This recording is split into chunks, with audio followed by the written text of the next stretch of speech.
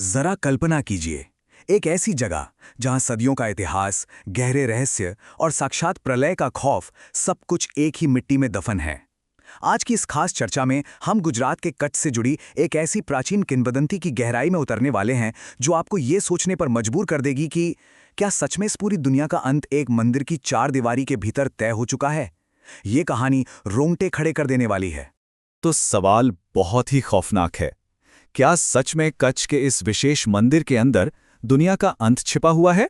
कहा जाता है कि इस मंदिर के प्रांगण में कदम रखते ही एक अजीब सी खामोशी और एक अनजाना सा डर महसूस होता है। लोग मानते हैं कि यहाँ मौजूद दो समाधियां कोई आम पत्थर नहीं है, बल्कि ये एक टिक टिक करता हुआ टाइम बॉम्ब है, जिसका विस्फोट इस पूरी दुनिया को विनाश की ओर ले जाएगा। आखिर इन समाधियों में ऐसा क्या है जो सीधे कलयुग के अंत से जुड़ा हुआ है? अब देखिए, यहाँ जो सबसे हैरान कर देने वाली बात है ना, वो है समय के साथ आ रहा एक बेहद डरावना बदलाव।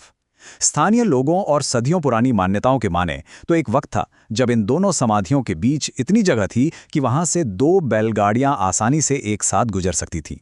लेकिन आज ये दोनों समाधियां हर साल एक दूसरे के करीब आ रही हैं। तोरल की समाधि हर साल एक तिल के बराबर और जैसल की समाधि एक जौ के दाने के बराबर खिसकती है। और किंवदंती कहती है कि जिस दिन इन दोनों समाधियों का आपस में स्पर्श हो गया, वही दिन महाप्रलय का होगा, दुनिया हमेशा के लिए खत्म हो जाएगी। लेकिन अगर इन समाधियों में इतनी तबाही की शक्ति है, तो इसके भीतर दफन लोग आखिर थे कौन? चलिए बात करते हैं जैसल जाडेजा की। ये सिर्फ एक इंसान का नाम नहीं था, बल्कि वो मौत का दूसरा नाम था। पूरे कच्छ में उन्हें कच्छ का काला नाग कहा जाता था। जैसल कोई आम डाकू नहीं थे, वो एक ऐसी खूंखार ताकत थे जिनके नाम से ही पूरा इलाका कांप उठता था। उनके अंदर रहम, दया या इंसानियत जैसी कोई चीज थी ही नहीं। जरा इनके खौफनाक गुनाहों की फहरिस्त पर गौर कीजिए। ये कोई छोटे मोटे अपराध नहीं थे। जैसल के अंदर मौत या भगवान का रत्ती भर भी खौफ नहीं था। वो इतने बेखौफ थे कि शादी के मंडपों से कुंवारी दुल्हनों को लूट लेते थे। बेजुबान जानवरों, गायों और बछड़ों की बेरहमी से हत्या कर देते थे। और सबसे खौफनाक बात बताऊं, उन्होंने अपनी सगी बहन और अपने भांजे तक को मौत के घाट उतार दिया था। एक ऐसा इंसान जिसके दिल में केवल और केवल अंधकार था। तो फिर इतने बड़े पापी का सफर संत बनने की ओर कैसे मोड़ा? सब कुछ शुरू हुआ एक साधारण से ताने से। एक दिन उनकी भाभी ने गुस्से में आके कह दिया कि मैं तुम्हारी नौकरानी नहीं हूं जो रोज कच्चा दूध और बाजरे की रोटी लाऊं। अगर तुम सच में इतने ही बड़े शूरवीर और मर्द हो तो काठियावाड़ जाकर तोरी घोड़ी, तोरी नार और तोरी तलवार लेके आओ। बस यही वो एक ताना था जिसने कच्छ के इस काले नाग के अहंकार को ललकार दिया और इस पूरी रहस्यमयी यात्रा की नींव रख दी। चलिए अब इस घटना की गहराई में उतरते हैं। अपनी भाभी की चुनौती पूरी करने के लिए जैसल काठियावाड़ पहुंचते हैं। वहां रात के समय एक सत्संग चल रहा था और जैसल चुपचाप अस्तबल के अंधेरे में छिप जाते हैं। नए इंसान की गंध से घोड़ा भड़कने लगता है। अंधेरे में जब एक व्यक्ति देखने आता है कि घोड़ा क्यों भड़क रहा है, तो वो गलती से घोड़े को बांधने वाला एक बड़ा सा लोहे का खूंटा सीधे जैसल के हाथ के आर पार गाड़ देता है। लेकिन उस इंसान की सहन शक्ति देखिए। अपना दर्द छिपाने के लिए उस खूंखार डाकू ने उफ तक नहीं की। बाद में जब प्रसाद बांटने के दौरान खून के निशान मिले, तब जाकर शांति से बैठे उस सत्संग के लोगों को जैसल के छिपे होने का पता चला। वहां जैसल का सामना सती, तोरल और उनके पति सस्तिया जी से होता है। जैसल ऐलान करते हैं कि वो तोरल को लेने आए हैं। अब यहां जो हुआ वो किसी भी आम इंसान की सोच से बिल्कुल परे है।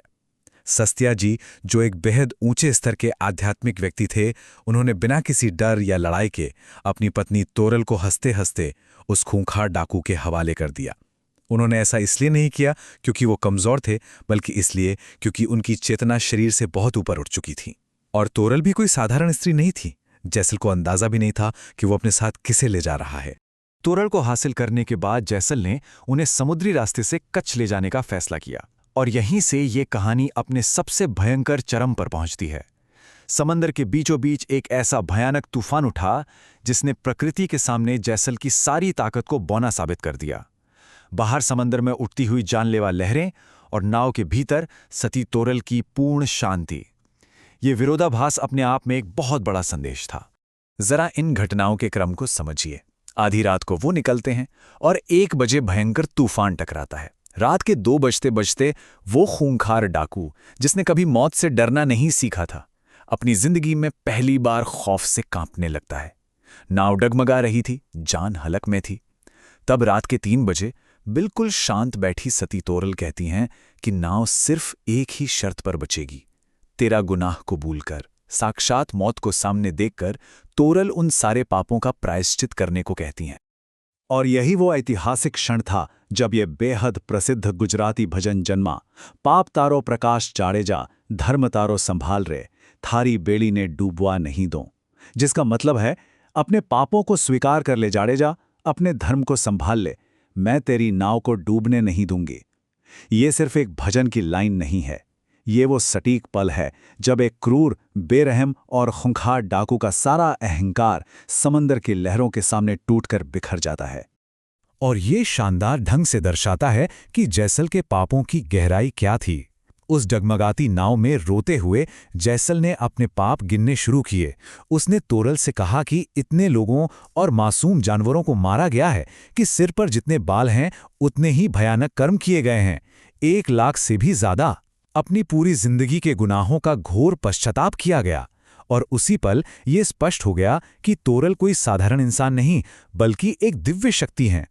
उस एक रात के समुद्री तूफान ने जैसल जाडेजा के भीतर के काले नाग को हमेशा के लिए मार दिया।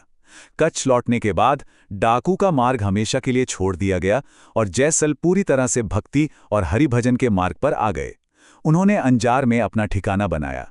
ये एक ऐसा चमत्कारी बदलाव था जिसने एक खून के प्यासे अपराधी को एक समर्पित आध्यात्मिक शिष्य में बदल दिया था।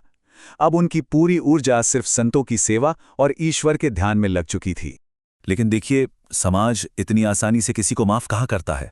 जो कल तक एक ऐसा खूंखार डाकू था जिसके नाम से लोग घरों में छिप जाते थे, वो आज अंजार के तालाब पर चुपचाप संतों के कपड़े धोता था। लोग हंसते थे, मजाक उड़ाते थे, यहां तक कि गालियां भी देते थे। लेकिन जैसल ने पलट कर उफ तक नहीं की। हर अपमान को बिल्कुल शांति से सहा गया। ये एक सच्ची परीक्षा थी जिसे उन्होंने पूरी विनम्रता के साथ पार किया। चलिए देखते हैं कि ये सब आगे कैसे बढ़ता है। उनके जीवन के अंतिम चरण चमत्कारों और परीक्षाओं से भरे थे। जब संतों को भोजन कराने के लिए सुधीर सेठ ने तोरल का फायदा उठाना चाहा, तो तोरल के ईश्वरीय तेज ने ही उसे डरा दिया और सेठ को अपने पाप का एहसास हुआ। समाज ने जब संत होने पर सवाल उठाए, तो एक पत्थर के नंदी को घास खिलाने का चमत्कार सामने आया। और अंततः जब जैसल का इस सांसारिक जीवन से मोह पूरी तरह भंग हो गया, तो उन्होंने जीवन समाधि लेने का फैसला किया। और उनके ठीक बाद सती तोरल ने भी उनके पास ही जीवन समाधि ले ली। उनकी समाधि आज भी चमत्कारों का केंद्र है। मतलब सोचिए, ये कोई साधारण बात नहीं है कि प्रलयंकारी भूकंप में जब अंजार में सब कुछ मलबे में तब्दील हो गया था, समाधि के आसपास की दीवारें और इमारतें ढह गई थीं, तब भी जैसल तोरल की ये समाधि बिल्कुल वैसी की वैसी खड़ी थी। इसका एक बाल भी बांका नहीं हुआ था। इन समाधियों को लेकर आस्था तब और भी गहरी हो गई जब एक बहुत ही अमीर लेकिन गूंगे व्यक्ति के साथ चमत्कार हुआ। कहा जाता है कि वो व्यक्ति रात को इन समाधियों के पास सोया था। सपने में जैसल और तोरल आए और उससे अपना मंदिर बनाने को कहा। जब उस व्यक्ति ने मन में कहा कि उसकी आवाज तो कोई समझ ही नहीं सकता, तो उसे वरदान मिला कि सुबह तक आवाज लौट आएगी। और बिल्कुल वैसा ही हुआ। अगली सुबह उस इंसान ने अपनी वापस आई आवाज से लोगों को बुलाया और इस भव्य मंदिर का निर्माण करवाया। तो यहां जो सबसे क्रूशल पॉइंट है ना, जिसे लोग अक्सर गलत समझ लेते हैं, आज भी बहुत से लोग ये मानते हैं कि जैसल और तोरल पति पत्नी थे या ये कोई प्रेम कहानी है। बिल्कुल नहीं। सती तोरल असल में जैसल की गुरु थीं। ये लैला मजनू जैसी कोई सांसारिक कहानी नहीं है, बल्कि ये एक गुरु और शिष्य की अत्यंत पवित्र आध्यात्मिक यात्रा है। यह कहानी है एक गुरु के उस सामर्थ्य की जो एक भटके हुए पापी इंसान को अंधकार से खींचकर सीधे ईश्वर के प्रकाश तक ले जाती है। आज की इस चर्चा को हम एक बहुत गहरे विचार के साथ खत्म करेंगे। क्या सबसे बड़ी जीत खुद को हराना है? जैसल ने अपनी असली महानता कोई युद्ध लड़कर या लोगों को डराकर हासिल नहीं की थी। असली जीत अपने भीतर के शैतान को मारकर, अपने अहंकार को हराकर हासिल की गई थी। कलयुग हमेशा हमें भ्रम में डालेगा, लेकिन जैसल तोरल की ये कहानी सिखाती है कि अगर सही गुरु और सच्ची आस्था है तो बदलाव हमेशा संभव है। इसी विचार के साथ आज की ये चर्चा समाप्त होती है। सोचने वाली बात है ना?